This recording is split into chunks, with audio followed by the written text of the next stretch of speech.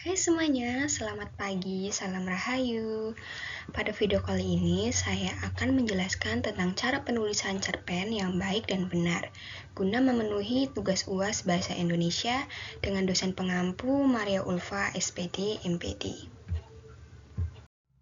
Namun sebelum itu, perkenalkan nama saya Cahyani Susilowati, saya dari Prodi Pendidikan Kepercayaan Terhadap Tuhan Maha Esa, Universitas 17 Agustus 1945 Semarang. Nah, tanpa berlama-lama lagi, yuk ikutin terus.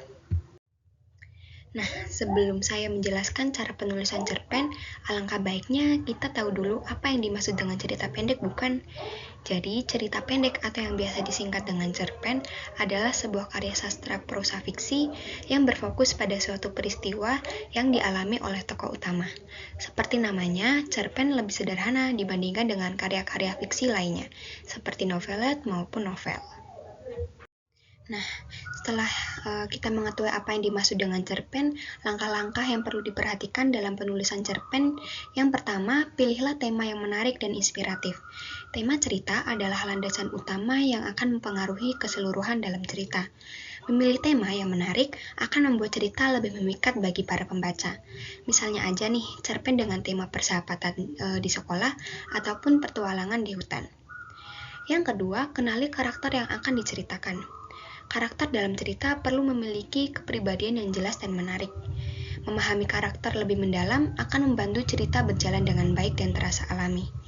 Dan dalam penulisan cerpen, alangkah baiknya kita jangan terlalu banyak memasukkan karakter. Bisa antara 2 atau 3 tokoh yang benar-benar penting saja. Contoh sederhananya, seorang siswa sekolah menengah yang pemalu tetapi berbakat dalam seni lukis, atau seorang nenek yang ceria namun diam-diam memiliki banyak kesedihan yang mendalam. Yang ketiga, buatlah konflik yang menarik. Konflik adalah inti dari sebuah cerita. Konflik yang baik akan mendorong karakter untuk terus tumbuh dan berubah sepanjang cerita. Seperti yang sudah kita ketahui, cerpen itu kan tidak sepanjang novel, bukan? Maka dari itu, dalam penulisan cerpen, alangkah baiknya kita fokus pada masalah utamanya. Jangan sampai kita terlalu banyak memasukkan konflik, sehingga nantinya malah dalam penulisan cerpen itu, kita tidak cepat selesai-selesai. Nah, contoh konflik yang menarik bisa tentang perseteruan antara dua sahabat karena persaingan dalam sebuah kompetisi. Yang keempat, gunakan gaya bahasa yang sederhana. Gaya bahasa yang sederhana akan memudahkan para pembaca untuk terhubung dalam cerita. Atau dalam kata lain, pembaca jadi lebih mengerti, lebih memahami apa yang dimaksud dengan penulis. Hindari juga penggunaan kata-kata yang terlalu rumit, kecuali diperlukan untuk menggambarkan situasi tertentu.